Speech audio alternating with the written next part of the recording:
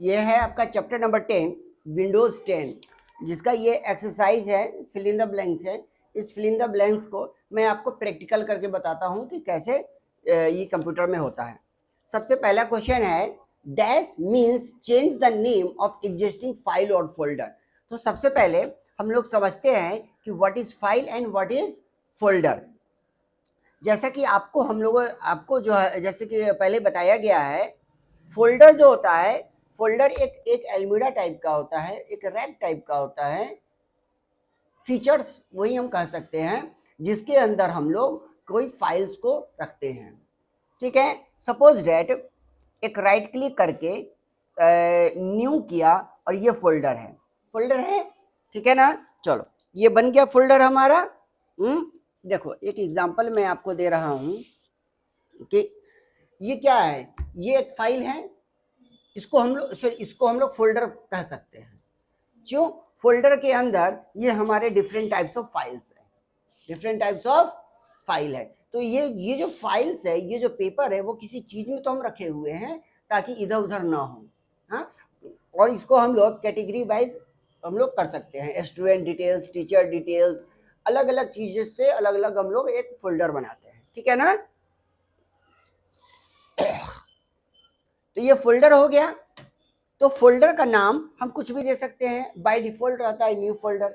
अगर डुप्लीकेट बनाएंगे तो न्यू फोल्डर 1, न्यू फोल्डर 2, इस तरीके से रहेगा। ये हो गया हमारा न्यू फोल्डर। इसका नाम अगर हम देते हैं विष्णु पब्लिक स्कूल, VPS, तो विष्णु पब्लिक स्कूल ये हो गया। ठीक,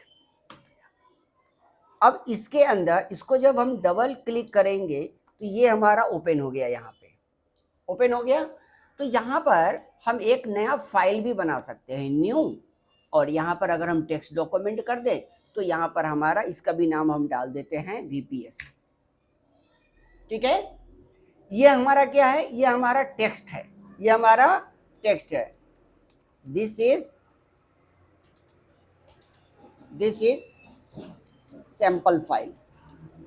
ये एक हमारा क्या, इसको हम क्या कह सकते हैं, एक सैंपल फाइल कह सकते हैं। एक डेमो के लिए हम आपको बता रहे हैं, इसके अंदर आप कुछ भी लिख सकते हैं। ठीक है, तो अगर हम कहें, इसको हम सेव कर दिए, अगर हम कहें ये VPS नाम का जो टेक्स्ट फाइल है ये कहाँ पर है, तो हम क्या कहेंगे कि VPS नाम के फोल्डर पर है, VPS नाम के फोल्डर में है, VPS नाम के फोल्डर में है ये वाला फाइल। ठीक है ना, इसका कंप्लीट एड्रेस ये हो गया। अब आते हैं हम अपने फिल इन द ब्लैंक्स पे। Dash means the change name of existing file and folder.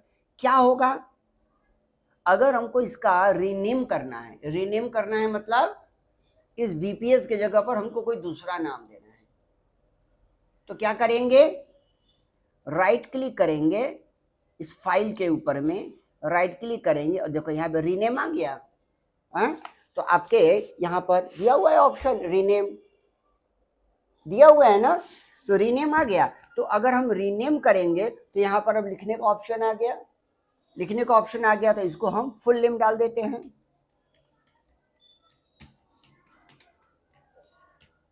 Vishnu public school. ठीक है, चलिए अब क्या कर सकते हैं, हमने तो फाइल को रीनेम किया, क्या हम लोग फोल्डर को भी रीनेम कर सकते हैं? यस और no? Yes, we can rename folder also. Same process है, स्टेप वही फॉलो करना है। ये फोल्डर है, फोल्डर पे this is called right button, this is called left button, क्योंकि ये हमारे राइट साइड में, ये हमारे लेफ्ट साइड में है। तो राइट क्लिक करेंगे, राइट क्लिक करने के बाद अगेन रीनेम, रीनेम करने के बाद हम लोग यहाँ पर फोल्डर का नाम हम कुछ भी लिख सकते हैं।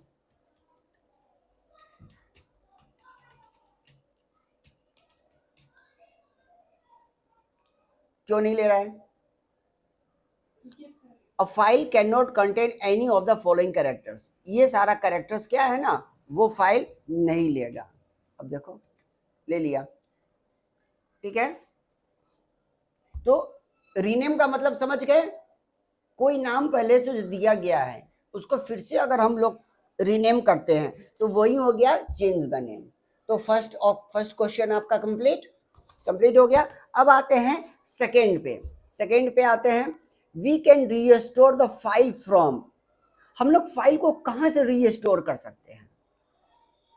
रीस्टोर मतलब what is the meaning of restore, what is the meaning of restore?